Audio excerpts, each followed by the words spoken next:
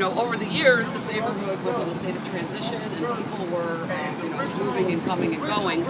It wasn't until the 1940s and 1950s, after World War II, there was a lot of immigration all over. It wasn't until that time when this neighborhood became predominantly Mexican. And when you talk to people right now and you say Pilsen, that's what they come up with. They think of it as one of the largest Mexican communities in Chicago. And one of the things that's happening in Chicago is neighborhoods that had sort of fallen into ruins, dilapidation.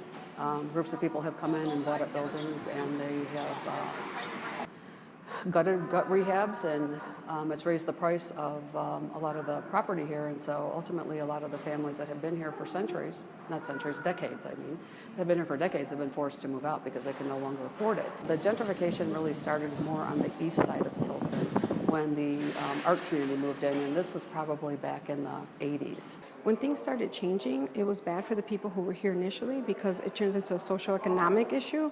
And what happens is then the property taxes go up and people have to leave their communities, and that's all they've ever known. So the first generation and the older generations, when they left this community, it was hard for them to reestablish themselves in other communities based on the language. They never learned English. We didn't have to here. So it's made it unaffordable to live here for some people, and that's really, really hard.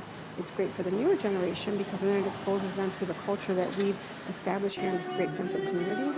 If you speak to the new people who live here, they love this place because of the sense of community, family, culture, restaurants. All of those businesses were independently run and started by the first generation, which was not easy to do.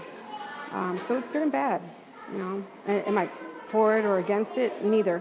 I've seen exactly how it affected my parents and how it affected me and then, my children. So there's pros and cons.